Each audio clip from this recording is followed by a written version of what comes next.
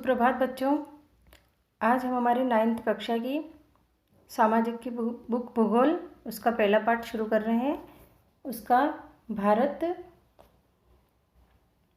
आकार और स्थिति, इसके बारे में अपन जानकारी प्राप्त करेंगे। भारत विश्व की प्राचीनतम संस्कृतियों में से एक है। पिछले 5 दशकों में भारत ने सामाजिक आर्थिक रूप से बहुमुखी उन्नति की है। कृषि, उद्योग, तकनीकी और सर्वांगीण आर्थिक विकास के लिए अद्भुत प्रगति हुई है। तकनीकी का मतलब होता है नई नई मशीनों का आविष्कार होना, और सर्वांगीण का मतलब सभी क्षेत्र में आर्थिक विकास में अद्भुत प्रगति हुई है। भारत का विश्व इतिहास में बहुत महत्वपूर्ण योगदान है। नहीं, हमारे देश को हम सनातन मानते हैं और विश्व के इतिहास में भारत का एक महत्वपूर्ण योगदान है। अब हम देखेंगे भारत की स्थिति। भारत एक विशाल देश है। यह उत्तरी गोलार्ध में स्थित है, यानी हमारा देश पृथ्वी के किस भाग में स्थित है? उत्तरी गोलार्ध में।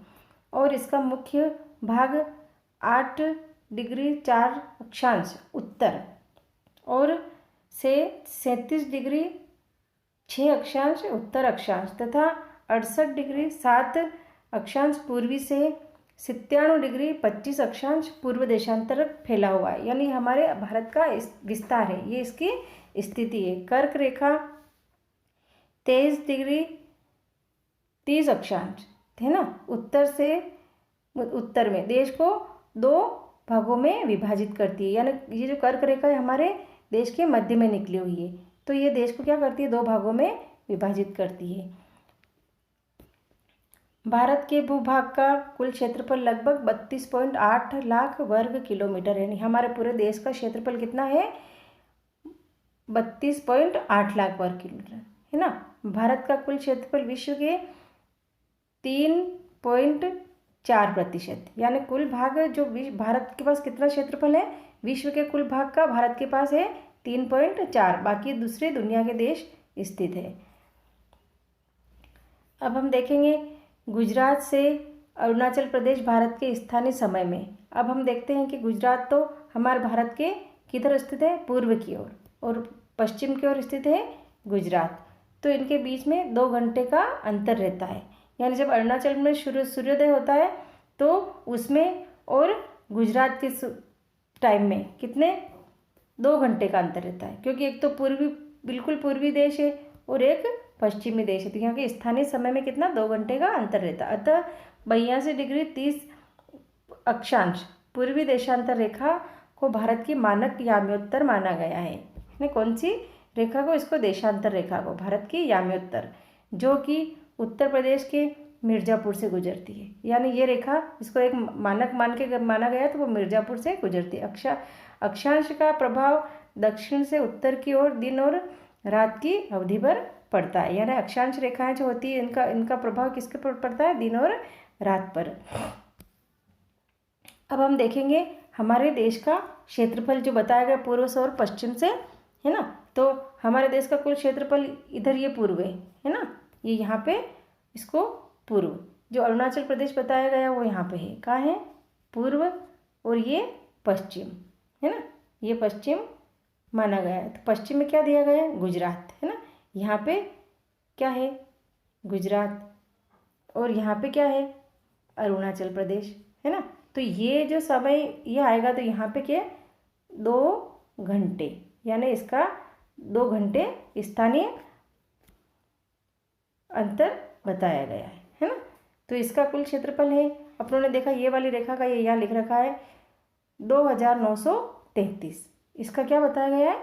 2000, यानी यहाँ से यहाँ का क्षेत्रफल कितना है? 2933। और अब हम देखना है उत्तर और दक्षिण। ये यहाँ पे क्या है? उत्तर है ना, और ये क्या है? दक्षिण। तो इसका क्षेत्रफल है 3214 किलोमीटर, ये वाला।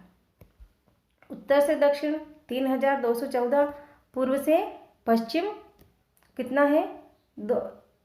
2933, और ये 3214, ये हमारे भारत का कुल क्षेत्रफल है।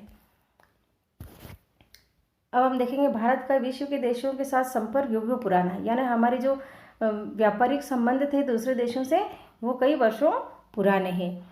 परंतु यह संबंध समुद्री मार्गों की अपेक्षा भूमार्गों से होकर था, है ना। अब एक तो समुद्री मार्ग से व्यापार होता था, जब जैसे हमारे देश की सबसे पहले खोज की थी वास्को डी गामा ने, तो वो समुद्री मार्ग से ही आया था।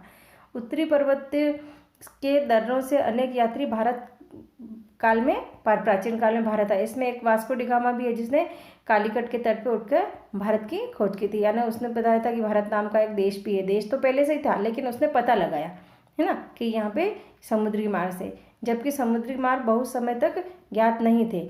ये जब लोग आने जाने लगे, व्यापार करने लगे, तो उसके बाद समुद्री मार्ग ज्ञात हुए। इससे पहले इनका लोगों को ज्ञान नहीं था। मार्ग तो थे लेकिन साधन नहीं थे, वो लोगों को ज्ञान नहीं था। अब इसके बाद इन मार्गों से प्राचीन समय से विचार और वस्तुओं का आदान प्रदान होता था, है ना। किसके? विचारों का और वस्तुओं का। विचारों का मतलब होता है हमारी भावना, हमारी संस्कृति, हमारे विचार। और वस्तुएं जो हमारे यहाँ, हमने पता है भारतपुर में सोने की चिड़िया था, तो हमारे यहाँ बहुत सारी ऐसी वस्तुएं थी जो हम दूसरे देशों को क्या करते थे? निर्यात करते थे, यहाँ बेचते थे। भारत के पश्चिम, मध्य और पूर्वी एशिया तक दक्षिणी एशिया के पड़ोसी देशों के साथ एक अद्भुत संपर्क था, यानी पुराने समय से हमारे पड़ोसी देशों के साथ हमारे संबंध अच्छे रहे हैं। इसी प्रकार उपनिषदों के विचार, रामायण तथा पंचतंत्र की कहानियाँ, भारत अंक एवं दशमलव प्रणाली आदि संसार के विभिन्न भागों तक पहुंचा सके। ये सारी चीज़ें भारत में थी, है ना। विचार यहाँ के रामायण, पंचतंत्र कहानियाँ, भारतीय अंक और दशमलव, है ना, इसका आविष्कार भारत में ही हुआ।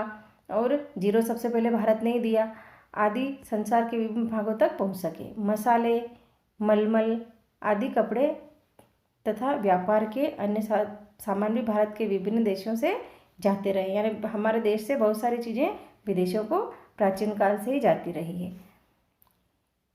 अब हम पढ़ेंगे हमारे भारत के पड़ोसी देश, यानी हमारे कौन कौन से पड़ोसी देश हैं। भारत का दक्षिण एशिया से एक महत्वपूर्ण स्थान है। भारत में कितने? 29 राज्य और 7 केंद्र शासित प्रदेश है ना। अब इनमें 28 हो गया यहाँ पे, है ना। राज्य कितने हो गए? 28 और 7 केंद्र शासित प्रदेश। भारत की भूमि की सीमाएं उत्तर पश्चिम में पाकिस्तान के साथ, एक हमारा पड़ोसी देश ये है जो वर्तमान में हमारे लिए क्या है? एक टेंशन है। वर्तमान में पाकिस्तान और भारत के संबंध कुछ तनावपूर्ण है। फिर अफगानिस्तान, उत्तर में चीन, ये चीन और ये पाकिस्तान, दोनों वर्तमान में हमारे लिए तनाव के इनके साथ मधुर संबंध अभी स्थापित नहीं हो पा रहे हैं। नेपाल और भूटान के साथ भी, तथा पूर्व में म्यांमार व बांग्लादेश के साथ भी हमारे संबंध मधुर रहे, यानी ये हमारे पड़ोसी देश है। पाकिस्तान, अफगानिस्तान, चीन, नेपाल, भूटान, है ना, म्यांमार व बांग्लादेश, ये भारत के पड़ोसी देश हैं। दक्षिण में समुद्र पार हमारे पड़ोसी 2 द्वीप, है ना, द्वीप समूह राष्ट्र श्रीलंका और मालदीव है। ये हमारे समुद्र में जो पड़ोसी देश हैं वो श्रीलंका और मालदीव है। भारत और श्रीलंका के बीच में छोटा समुद्री रास्ता पाक जल संधि तथा मन्नार की खाड़ी है, ये समुद्र में स्थित है। कौन सा? पाक जल संधि और मन्नार की खाड़ी। मालदीव लक्षद्वीप समूह के दक्षिण में स्थित है, ये किसके? लक्षद्वीप के दक्षिण में स्थित है। अपने पड़ोसी देशों के साथ भारत के भौगोलिक और ऐतिहासिक संबंध बहुत अच्छे रहे। भौगोलिक का मतलब हमारी सीमाओं पर, ऐतिहासिक का मतलब ऐतिहासिक घटनाओं को देखते भी हमें हमारे साथ इन देशों के साथ हमारी कोई लड़ाई वाले संबंध नहीं है, यानी अच्छे संबंध है। अपनी एटलस में एशिया इसको कैसे दिखाई देता है, यानी हम इसको एटलस की सहायता से फिर समझेंगे। अब देखिए हमारे देश में कौन कौन से राज्य स्थित है, कहाँ स्थित है, और हमारे देश के पड़ोसी देश कौन से हैं, और मालदीव लक्षद्वीप कहाँ स्थित है। इस प्रकार से हम ये नक्शे में हम पता लगा सकते हैं। नक्शा परीक्षा की दृष्टि से महत्वपूर्ण है। आप इन राज्यों को अपने घर पे एक कागज़ का कोरा नक्शा लाकर इनको भरने की कोशिश कीजिए, है ना, यानी ये हमारे भारत के स्थित कुल राज्य हैं।